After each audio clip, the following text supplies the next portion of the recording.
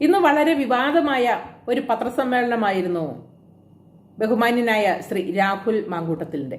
Youth കോൺഗ്രസിന്റെ പ്രസിഡന്റായ രാഹുൽ മാങ്കൂട്ടത്തിൽ ഇന്ന് പത്രസമ്മേളനം നടത്തിയപ്പോൾ ഒരു പ്രത്യേക സാഹചര്യത്തിൽ വന്ന ഒരു വാക്ക്, ഞാൻ ഒരിക്കലും ഒരു രാഷ്ട്രീയ പ്രവർത്തകരും മോശം വാക്കുകൾ ഉപയോഗിക്കുന്നതിനോട് യോജിക്കുന്ന ആളല്ല. എന്നാൽ ഇന്ന് രാഹുൽ മാങ്കൂട്ടത്തിൽ സംസാരിക്കുമ്പോൾ പത്രമാധ്യമങ്ങൾ ചോദിച്ച ചോദ്യങ്ങളും അതിനുള്ള ഉത്തരങ്ങളും നമ്മൾ കേട്ടതാണ്. അതിനിടയ്ക്ക് രാഹുൽ മാങ്കൂട്ടത്തിൽ പറഞ്ഞ വാക്കും നമ്മൾ ശ്രദ്ധയിൽപ്പെട്ടിട്ടുണ്ട്. എന്നാൽ ഇത് സോഷ്യൽ മീഡിയയിൽ നിറഞ്ഞു നിൽക്കുന്ന ഒരു ഭീഷണിയുണ്ട് രാഹുൽ മാങ്കൂട്ടത്തിലിനോട്. പക്ഷെ ഞാൻ ചോദിക്കുന്ന ഒരു കാര്യം, രാഹുൽ മാങ്കൂട്ടത്തിൽ പറയുമ്പോൾ ഓഹോ, മുഖ്യമന്ത്രി പറയുമ്പോൾ ആഹാ, അങ്ങനെയാണ്.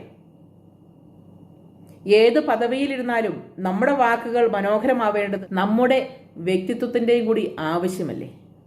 രാഹുൽ മാങ്കൂട്ടത്തിൽ യൂത്ത് കോൺഗ്രസിന്റെ പ്രസിഡന്റ് ആയതിനു ശേഷം ഒരുപാട് ചാനലുകളിൽ സംസാരിക്കുമ്പോഴും ഒരുപാട് എതിർ രാഷ്ട്രീയക്കാരും അദ്ദേഹം കള്ള ID കാർഡ് ഉണ്ടാക്കി വോട്ട് നേടി അധികാരത്തിൽ വന്ന കള്ള പ്രസിഡന്റാണ് എന്ന് പറഞ്ഞു കേട്ടു.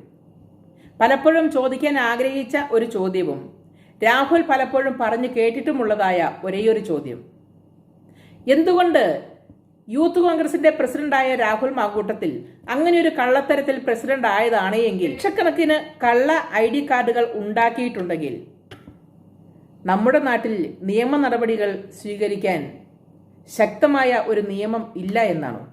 രാഹുൽ മാങ്കൂട്ടത്തിന്റെ എതിർചേരിയിൽ നിൽക്കുന്നവരാണ് ഭരിക്കുന്നത്, അവരുടെ പോലീസാണ്.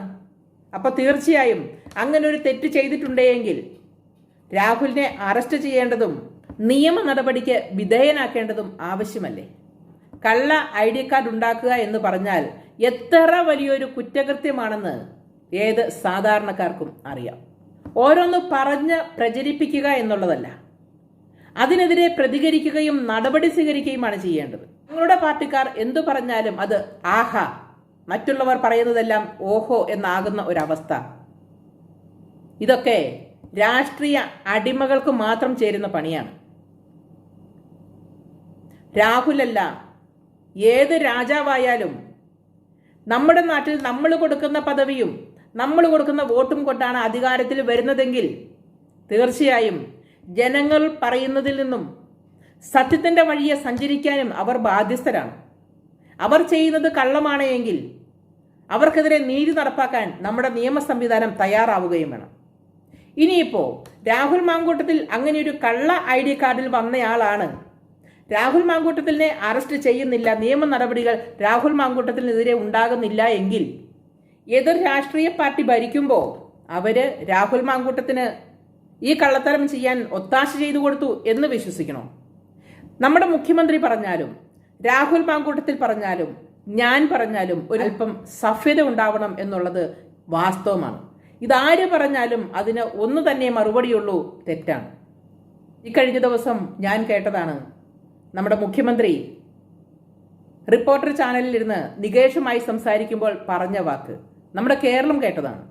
എന്നിട്ടും ഇന്ന് ഒരു വാക്ക് രാഹുൽ മാങ്കൂട്ടത്തിൽ പറഞ്ഞപ്പോൾ ഞാനതിനോട് യോജിക്കുന്നില്ല, അത് വേറെ കാര്യം, ഞാനതിനെ തള്ളി തന്നെ പറയുന്നു. പക്ഷേ പത്രക്കാർ ചോദിച്ച ചോദ്യമുണ്ട്, അവർ വളരെ ക്ഷുഭിതരായത് കണ്ടു. എന്തുകൊണ്ട് മുഖ്യമന്ത്രിയോട് അങ്ങനെ ഒരു ഭാഷ ഉപയോഗിക്കരുത് എന്ന് നിങ്ങൾക്ക് പറയാൻ കഴിഞ്ഞില്ല?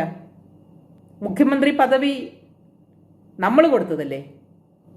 ജനങ്ങളെന്നും അടിമകളും നേതാക്കന്മാരെന്നും രാജാക്കന്മാരുമാകുന്ന ഒരു അവസ്ഥയാണ് ഇത്. കാലങ്ങൾ കൊണ്ട് നമ്മളൊക്കെ ഉണ്ടാക്കി വെച്ച ശീലങ്ങളാണ്.